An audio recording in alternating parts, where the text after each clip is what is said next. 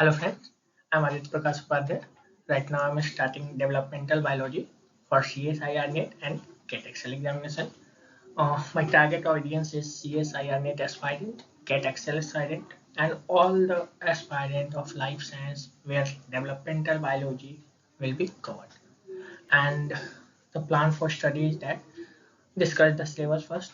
First we have to discuss the syllabus and analyze it from PYQ कि कितने question आते हैं, कितने क्वेश्चन पूछे जाएंगे, ठीक है, पीछे से कितने क्वेश्चन पूछे गए हैं इस टॉपिक से, ठीक है, डिस्कस करेंगे उस टॉपिक को, फिर उसके बाद वाईक्यू को डील करेंगे। ये मेरा एक ओवरव्यू होगा, पढ़ाने का तरीका होगा, ठीक है। आगे चलते हैं। तो ये सिलेबस है आपके CSIR नेट एग्जामिनेशन के लिए, जो कि डेवलपमेंटल बायोलॉजी को 5 सेक्शन में बांटा गया है। पहला basic concept of development, total developmental value से लगभग 8 से 10 क्वेश्चन आते हैं, ठीक है, 8 से 10 क्वेश्चन डेवलपमेंटल बायोलॉजी से आते हैं, ठीक है, जिसमें आपका सबसे ज्यादा क्वेश्चन जो होता है वो आपका होता है morphogenesis and organogenesis in animal. इससे लगभग आपके 3 से 4 क्वेश्चन हर साल बनते ही हैं, लगभग 3 से 4 क्वेश्चन आपको बन जाएंगे, ठीक है। ये एक बहुत सारे पिछले कई सालों के पेपर को एनालाइज करके ये बता रहे हैं, ठीक है। गैमेटोजेनेसिस और फर्टिलाइजेशन वाले सेक्शन से इससे 2 से 3 क्वेश्चन बन जाते हैं आपके, ठीक है, इससे 2 से 3। और आगे फिर अगर हम बात करें तो बेसिक डेवलपमेंट से भी लगभग 2 से 3 क्वेश्चन, मॉर्फोजेनेसिस प्लांट में आपका 2 से 3 क्वेश्चन, और प्रोग्राम सेल डेथ एपोप्टोसिस से 1 क्वेश्चन बनते हैं, ठीक है। हम लोग आगे चल के देखते हैं क्या हम लोग को पढ़ना है। फिलहाल हम लोग स्टार्ट करते हैं गैमेटोजेनेसिस को। गैमेटोजेनेसिस जानने से पहले हम लोग गैमेट के बारे में जानते हैं। तो जैसा कि हम जानते हैं, गैमेट जो है सेक्सुअल रिप्रोडक्शन का एक कोड होता है, यहीं से जड़ रूट होता है, यहीं से हम सेक्सुअल रिप्रोडक्शन के बारे में बात कर सकते हैं, ठीक है। तो गैमेट अगर हम बात करें तो मेल में ये गैमेट स्पर्म होता है और फीमेल में ये गैमेट ओवम होते हैं। और हमको पता है कि gamete haploid set of content को रखता है क्रोमोसोम में, और इसके बनने के प्रोसेस को गैमेटोजेनेसिस कहते हैं। अगर वही स्पर्म का बनना हो रहा है तो स्पर्मेटोजेनेसिस, और वही ओवम का बनना हो रहा है तो oogenesis। हम लोग एक एक करके सबको डिस्कस करेंगे।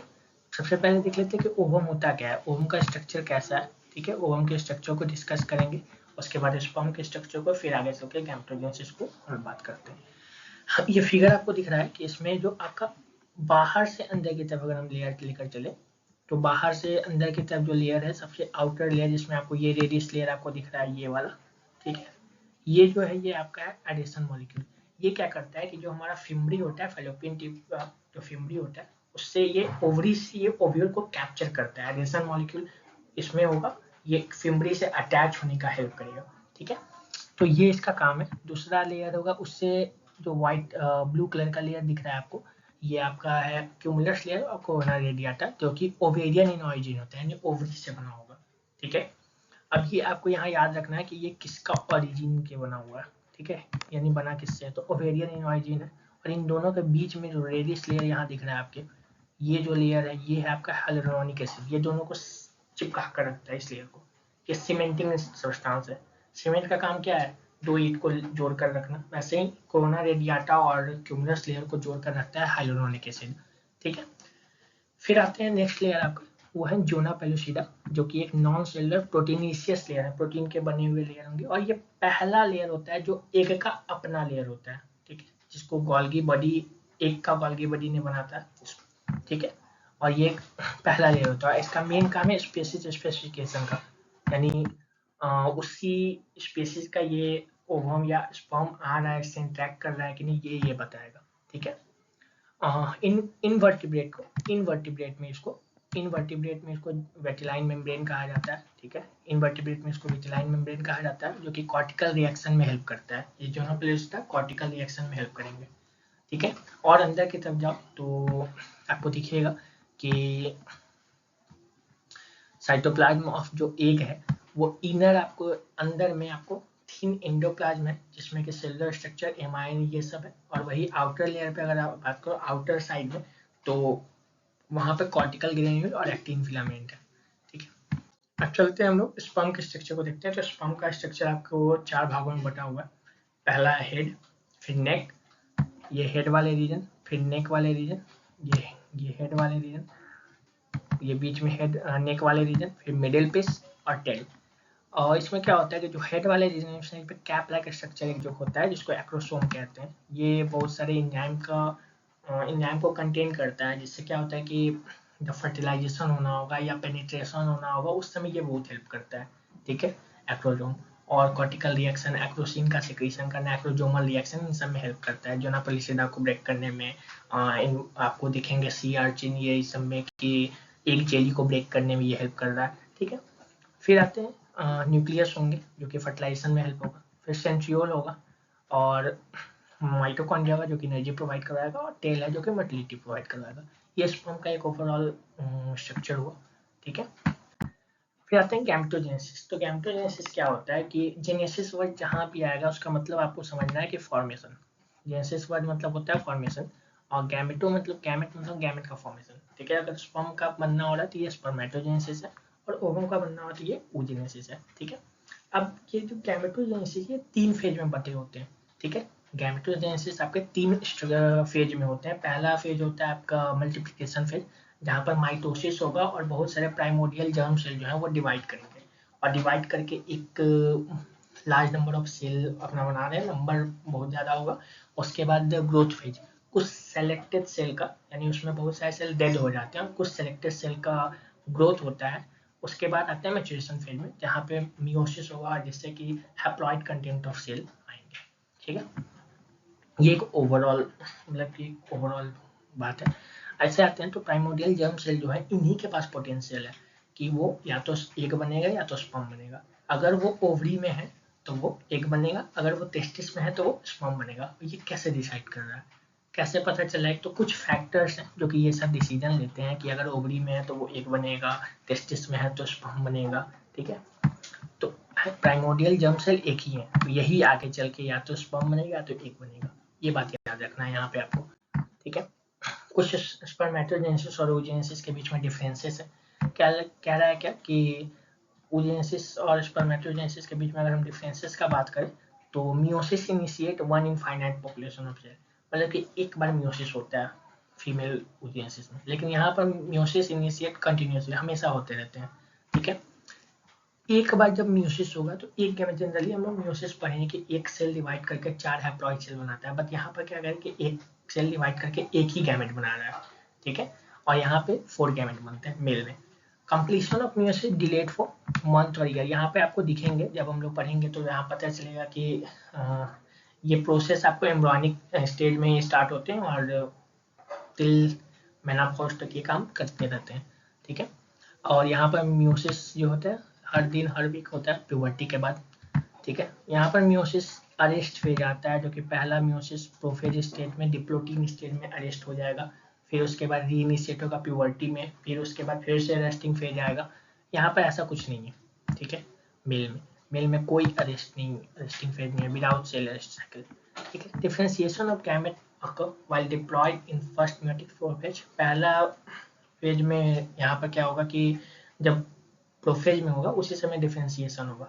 ठीक है, और यहाँ पर क्या होगा कि मियोसिस इंड होने के बाद डिफरेंशिएशन होता है। ठीक है, तो ये कुछ oogenesis और स्पर्मेटोजेनेसिस के बीच में ओवरऑल एक डिफरेंसेस है। आगे हम लोग देखते हैं तो हाँ कुछ जीन के बारे में देखते हैं कि पहला जीन है आपका स्ट्राइड। ये स्ट्राइड जो है ना ये एक नया राउंड ऑफ डीएनए सिंथेसिस करने में हेल्प करता है, और जर्म सेल में मियोसिस के लिए भी यही जीन रिस्पॉन्सिबल है स्ट्राइड। अगर डेवलपिंग ओवरी है तो डेवलपिंग ओवरी में आपको अभी बताया ना कि डेवलपिंग ओवरी है तो आपको एक फिक्स है कि वो जब एम्ब्रियोनिक स्टेज में होगा तभी वो अपना फॉलिकल बना लिया होगा, गोनिया का फॉर्मेशन कर चुका होगा, यानी स्पर्म जो ओवम बनने वाले सेल है उसका फॉर्मेशन कर चुका होगा। तो ये क्यों ऐसा होता है? क्योंकि वहाँ पे WNT4 और रेटिनोइक एसिड जो होते हैं वो अप रेगुलेट करता है इस जीन को और बढ़ाता है कि तुम ये काम करो, मियोसिस करो। ठीक है, वही जब टेस्टिस डेवलप हो रहा होगा तो यहाँ पर स्ट्राइड के जीन को रोका जाता है, वो FGF9 और रेटिनोइक एसिड को डिग्रेड किया जाता है रेटिनोइक एसिड डिग्रेडिंग एंजाइम से। ठीक है, डिग्रेडिंग एंजाइम से जो कि टेस्टिस के द्वारा सिक्रीट किया जा रहा है।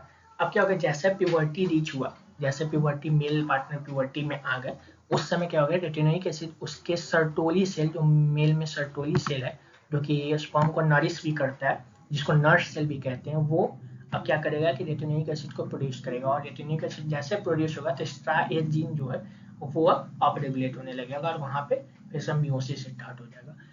तो एक यहाँ पे आपको कारण पता चल गया कि मियोसिस क्यों मेल में प्यूबर्टी के बाद होता है और कोई फीमेल में प्यूबर्टी के पहले, और वो जब एम्ब्रॉयनिक स्टेज में ही हो जाता है, मेल में क्यों नहीं होता है। तो ये दोनों लाइन इसके लिए परफेक्ट, ठीक है।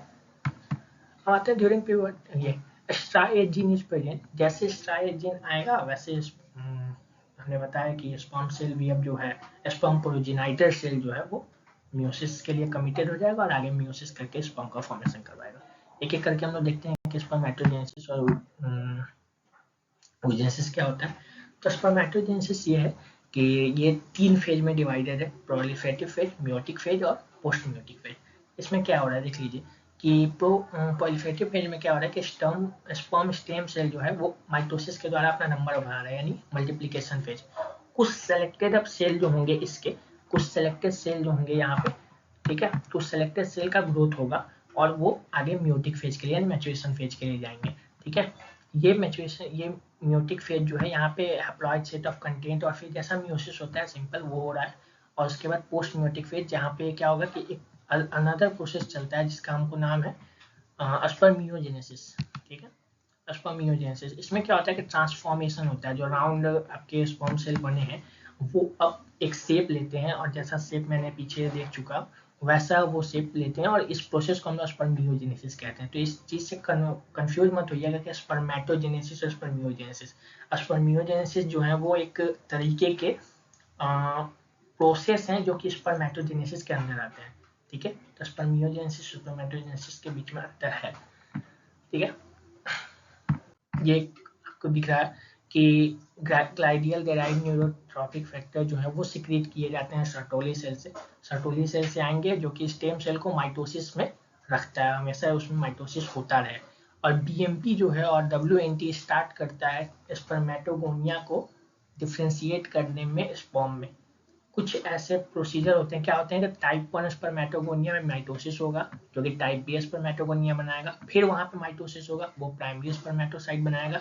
यानी यहाँ तक जो नंबर है, अगर हम क्रोमोसोम का बात करें तो यहाँ तक प्राइमरी स्पर्मेटोसाइट तक 2n है, यानी डिप्लॉइड कंडीशन है। उसके बाद मियोसिस हुआ, सेकेंडरी स्पर्मेटोसाइट बनाया, ठीक है, ये अब हैप्लॉइड है।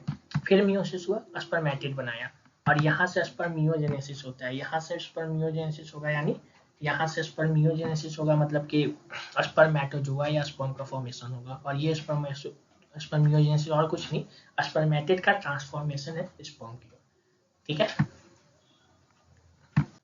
ये आपको फिर आते हैं oogenesis के बारे में। तो oogenesis क्या है, तो oogenesis में सिंपल पहले आप देख लो कि ये जो स्टेज है उगोनियम डिप्लॉइड है, ये प्राइमरी oocyte बनाया, ठीक है, और ये आपके मल्टीप्लिकेशन फेज के द्वारा ऐसा हो रहा है। आपका माइटोसिस हुआ, बहुत सारे माइटोसिस लगभग देखा जाता है कि 2 मंथ से ड्यूरिंग प्रेगनेंसी, सेकेंड मंथ से लेकर 7th मंथ तक लगभग 7 बिलियन oocytes बन जाते हैं, बट आधा से अधिकतर मर जाते हैं, डेड हो जाते हैं, ठीक है। तो उसके बाद जो सिलेक्टेड सेल है वो ग्रोथ में जाते हैं और वहां से उनका मियोसिस होना स्टार्ट होता है, और ये मियोसिस आपके उस समय तक होगा जब तक आप प्रेगनेंसी पीरियड में होंगे, यानी जेस्टेशन पीरियड के टाइम पे, यानी 9th मंथ के पहले तक हो जाएगा। और वो मियोसिस फर्स्ट के डिप्लो 3 स्टेज में आकर अरेस्ट हो जाएंगे। प्रोफेज 1 के डिप्लो 3 स्टेज में आके अरेस्ट हो जाएंगे, और वो एक लंबे अरेस्टिंग फेज में जाएंगे जिसको हम लोग बोलते हैं डाइकाटाइल रेस्टिंग स्टेज, ठीक है। उस फेज को हम लोग बोलते हैं वहां पर। अब यहाँ पर ये रुक गए, इसके बाद क्या होंगे कि वो फिर फर्दर प्यूबर्टी के बाद जैसे हार्मोन का सिक्रीशन, जैसे ल्यूटिनाइजिंग हार्मोन पिट्यूटरी ग्लैंड से आया और सिक्रीट होकर यहाँ पे आएगा, तो वो इसको एक्टिवेट कर देगा कि अब तुम मियोसिस करो, ठीक है। वो पहला मियोसिस कंप्लीट करेगा और फिर जाके मैचुरेशन एक मियोसिस सेकेंड के मेटाफेज 2 पे जाके वो अरेस्ट हो जाएगा, ठीक है। मेटाफेज 2 पे जाके अरेस्ट हुआ, और वहां पर वो जब तक रहेगा तब तक आपका स्पर्म आकर वहां पर उसको एक्टिवेट ना करे, ठीक है। स्पर्म के पास कुछ कैल्शियम्स होते हैं जो कि हम लोग आगे देखेंगे, जब फर्टिलाइजेशन इवेंट पढ़ेंगे तो उसमें देखेंगे कि कैल्शियम सिक्रीशन स्पर्म से होता है, और भी कुछ माइटोकॉन्ड्रिया और भी कुछ फैक्टर्स आते हैं जो कि इसके लिए मैच्योरेशन फैक्टर का काम करते हैं। और वहाँ पे जाके जब फर्टिलाइजेशन हो गया उसके बाद हमारे जो ओवम है या oocyte है वो फर्दर जाके मियोसिस कंप्लीट करता है। इसमें यहाँ क्या है कि इसमें मैंने बताया था ना, एक oogoनियम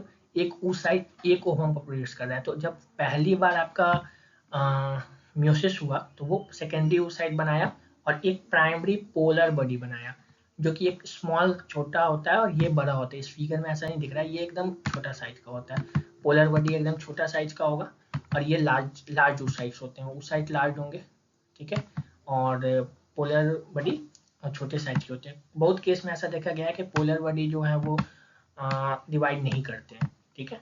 फिर जब सेकेंड मियोसिस होगा तो वहां पे भी एक लार्ज ओवम बनेगा, एक शॉर्ट आपके पोलर बॉडी बनेंगे जो कि आगे डीजेनरेट हो जाते हैं। तो पोलर बॉडी जाके डीजेनरेट हो गए और एक ओवम उस साइड से एक ओवम बना, ठीक है। ये कुछ स्टेजेस हैं कि जैसे कब क्या क्या हो रहे हैं टेस्टिस में। तो अब टेस्टिस में क्या क्या होता है ना कि जैसे जैसे ओवरी का वो मैच्योरेशन फेज आ रहा है, ओवम जैसे जैसे बन रहा है, उस समय ओवरी में भी कुछ कुछ चेंजेस होते जा रहे हैं, ठीक है। पहले ओवरी जो oogoनियम था वो oocyte बना, oocyte बन के प्राइमरी फॉलिकल में आया, ठीक है। तो यहाँ पे फॉलिकल सेल भी ये एक्टिवेट होते जा रहे हैं। और हमने बताया ना कि जो ल्यूटिनाइजिंग हार्मोन टेस्टिस से सॉरी पिट्यूटरी ग्लैंड से आ रहा है उसको फॉलिक्यूलर सेल के पास भेजा जाता है, और फॉलिक्यूलर सेल उसको सेंस करता है कि यार ल्यूटिनाइजिंग हार्मोन आ गया, अब हमको मियोसिस को कंटिन्यू करता है, वो सिग्नल फिर यहाँ देता है। तो फॉलिक्यूलर सेल का बहुत बड़ा रोल है, ठीक है।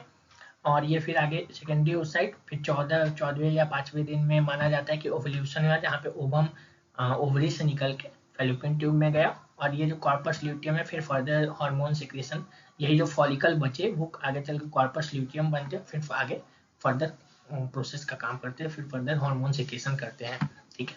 तो ये था आपके स्पर्मेटोजेनेसिस और oogenesis के बारे में।